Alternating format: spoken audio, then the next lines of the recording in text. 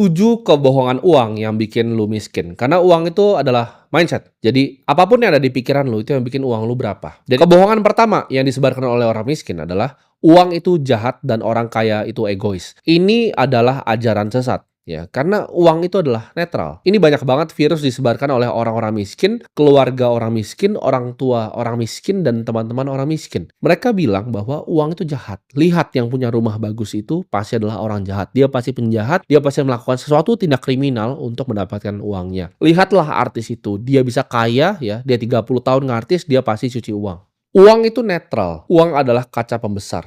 Yang kedua, kebohongan yang banyak gue dengar adalah kerja keras sama dengan kekayaan. Banyak sekali orang yang gue tahu kerja sangat keras tapi nggak pernah kaya-kaya. Kerja keras itu adalah sesuatu hal yang mulia dan itu adalah awal dari kekayaan. Ya gue bilangnya awal dari kekayaan, tapi bukan sama dengan. Bukan lo kerja keras pasti lo menjadi kaya, itu tidak. Dunia ini tidak bekerja dengan adil. Ada orang yang bekerja keras seumur hidupnya dari pagi sampai malam dan dia juga tidak kaya. Apalagi orang yang tidak bekerja keras sudah pasti tidak kaya. Yang bikin kaya itu bukan kerja keras, tapi kerja benar, ya, kerja dengan hikmat di ladang yang tepat, di waktu yang tepat juga. Kadang dunia ini tuh bukan seberapa keras lo mendayung, tapi lo mendayung dengan kapal apa. Ada beberapa industri di dunia ini, di bawah matahari ini, yang bikin lebih banyak orang kaya dibanding industri yang lain. Itu adalah fakta yang terjadi. Kalian semua yang di sini itu harus belajar melihat peluang yang biasanya orang lain nggak bisa lihat. Apakah lu bisa jadi orang kaya dengan jualan nasi goreng bekerja keras dari pagi sampai malam? Jawabannya bisa. Mungkin lu nabung untuk bikin gerobak kedua, gerobak ke-10, gerobak ke-20. Lalu bikin cabang rumah makan pertama, lalu rumah makan ke-20. Bisa nggak bikin ratusan juta per bulan? Bisa. Tapi apakah itu kaya raya? Tidak. Kerja keras bisa. Ya, bawa lu sampai kaya, tapi untuk kaya raya tidak bisa. Dibutuhkan industri dan pilihan industri yang tepat. Apakah bisa kaya dengan lu membuat suatu software yang membantu customer service semua perusahaan di dunia dengan artificial intelligence supaya mereka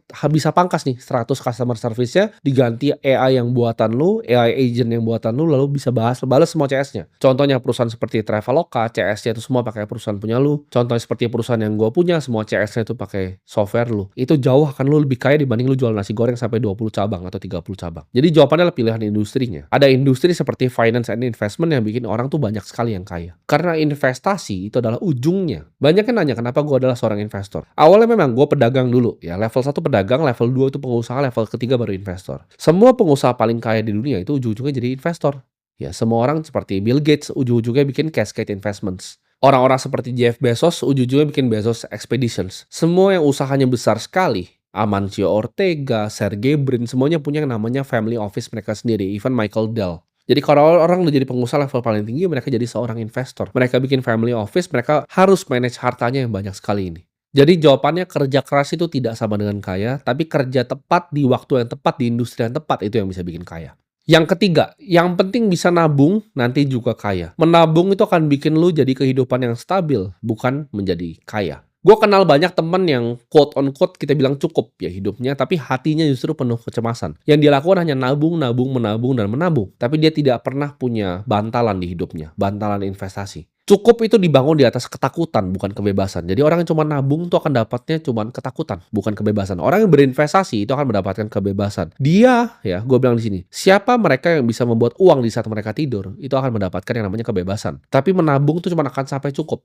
Lu mau pengusaha, lu punya restoran besar, lu cuma menabung, itu kan cuma ujungnya cukup. Karena restoran yang lu punya, lu nggak tahu dalam 5 sampai 10 tahun lagi akan bangkrut atau tidak. Sedangkan seorang investor yang bijak, dia akan pakai uangnya untuk digandakan di saat dia masih tidur. Kaya itu bukan sekedar hanya punya angka, tapi punya pilihan. Pilihan itu datang dari lu justru menggali dari cuman ibaratnya rasa aman. Lu cari resiko yang lebih. Karena berinvestasi, di saat lu decide, oke, gue mau menginvestasikan 100 juta uang gue. Itu ada resiko yang lu ambil. Dengan lu berinvestasi, let's say di sebuah perusahaan yang terbuka. Itu ada resiko, ya, resiko kerugian yang lu bisa ambil. Sedangkan orang cuma main aman, dan aman. Dia cuma nabung di bank, nabung di deposito, aman.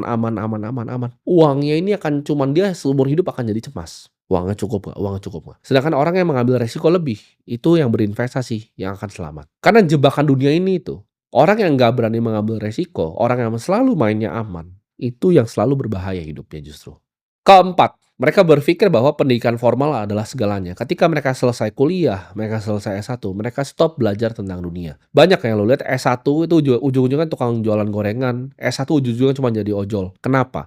Karena mereka stop belajar ketika mereka sudah lulus. Mereka anggap dunia ini berhenti. Pendidikan formal segalanya, oke, gue udah lulus, gue berhenti belajar. Jalur itu dibuat sama orang tua kita ya, itu dunia lama yang sudah tidak ada lagi.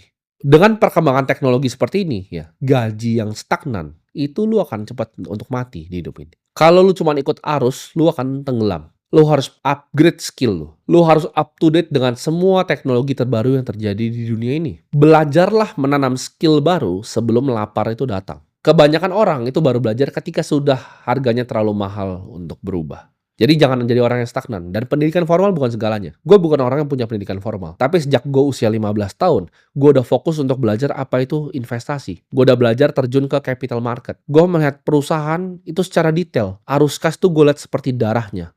Neraca itu gue lihat sebagai detak jantung perusahaan. Gue udah habisin kurang lebih hampir 100 buku. Sebelum gue umur 18 tahun. Intelligent Investor, Security Analysis, buku yang tebel-tebel, ribuan halamannya, sudah gue habisin. Gue jadi terobsesi dengan pasar modal. Dan apakah akhirnya gue mengambil pendidikan formal? Jawabannya tidak. Gue bukan anak yang tidak kuliah. Tapi gue punya pengetahuan extensive knowledge. Lu bisa sandingkan dengan orang-orang yang kuliah ekonomi, kuliah keuangan. Gue rasa ilmu gue gak kalah jauh. Kelima, ini yang bikin banyak anak muda jatuh. Kebohongan tentang uang yang parah di negara ini menurut gue adalah rumah adalah alat investasi. Ini keliru dan ini salah besar. Akhirnya ke ujung-ujungnya orang yang seperti ini mereka itu terjerat riba. Kenyataannya yang kita lihat rumah itu bukan perlombaan kok. Bukan berarti tetangga lu punya rumah lu cuman ngontrak dia lebih keren dari lu. Enggak. Neracanya dia mungkin minus. Kalau lu lihat manusia itu ada neracanya, ada aset, ada liabilitasnya. Aset cuma berapa? Liabilitasnya besar itu rumahnya bank. Lu ngontrak ke rumahnya orang, dia ngontrak ke rumahnya bank. Ketika dia nggak bisa bayar, rumahnya dia disita. Lu masih bisa pindah kontrakan ke tempat yang lain. Dia hilang. Semua income yang dia buang setiap bulan itu hilang ketika dia nggak bisa bayar. Ketika satu PHK dia nggak punya dana darurat, dia selesai hidupnya, lu enggak. Jadi jangan lihat karena dia itu nyicil, dia punya rumahnya kira-kira punya dia lebih keren, enggak. Ingat, cicilan 25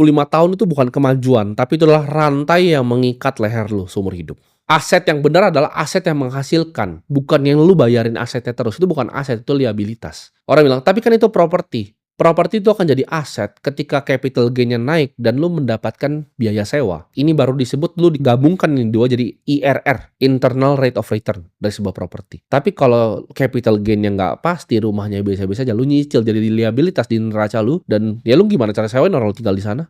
Ini bukanlah sebuah aset. Hutang adalah beban untuk satu orang dan aset untuk orang yang lain. Ya, ketika lu ambil KPR itu adalah aset. Ya, itu adalah obligasi dari bank. Rumah itu hanyalah tempat pulang, ya, bukan lambang untuk pamer. Keenam, main aman adalah pilihan paling benar. Ini ada hubungannya dengan tadi gue bilang menabung. Dunia ini lucu, makin lu main aman, makin lu miskin. Makin lu main aman, makin sulit hidup lu. Hoki itu datang ke mereka yang berani, selalu.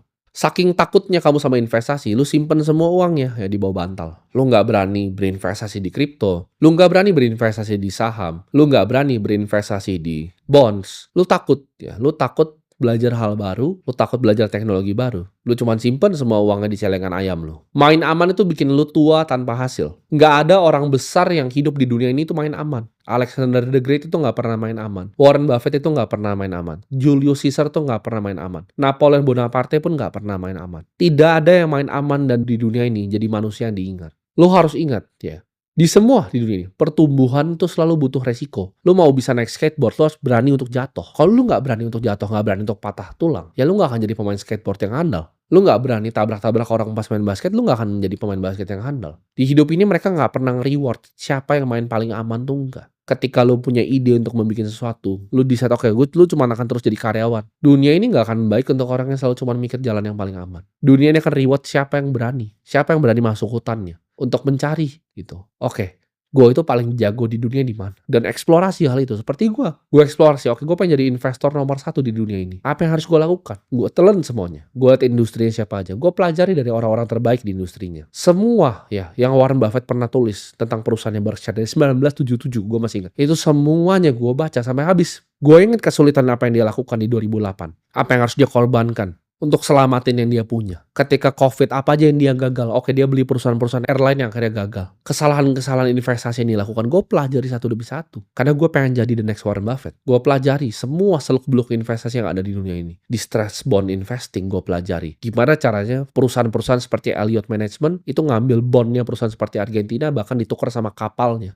Karena mereka default dan gak bisa bayar. Semua aset kelas yang ada di dunia ini gue pelajari. Mau itu dari macro investing. Ngeliat oke, apa yang terjadi di dunia. dan apa yang kita bisa bet di dunia ini. Oh, kenaikan emas ini korelasinya apa? Oh, kalau suku bunga naik, suku bunga turun nih korelasinya apa? Oh, gimana caranya ngeliat perusahaan? Long short equity itu seperti apa? Kalau gue lihat misalnya Nvidia ini bagus dan nextnya ada perusahaan yang kira-kira menurut gue kurang bagus, gimana cara hedgingnya seperti apa? Ini semua gue pelajari dan ini semua ini butuh resiko. Ketika lu mau taruh uang ya, gue udah private equity play. Oke, ini perusahaan bikin segini uangnya. Kira-kira cash flow-nya sampai 15 tahun ke bisa segini. Gue diskon arus kas masa depannya ke discount rate-nya. Itu semua gue pelajari dari gue masih sangat kecil. Gue nggak tiba-tiba bisa jadi seperti sekarang. Semua itu butuh proses dan ini bukan dengan gue main aman, enggak. Gue resikokan uang gue dan banyak sekali gue gagal dalam investasi. Investasi itu bukan game yang lu harus menang 100%. Lu menang 65% di investasi aja lu udah sangat jago. Dan uang lu akan berganda sangat banyak.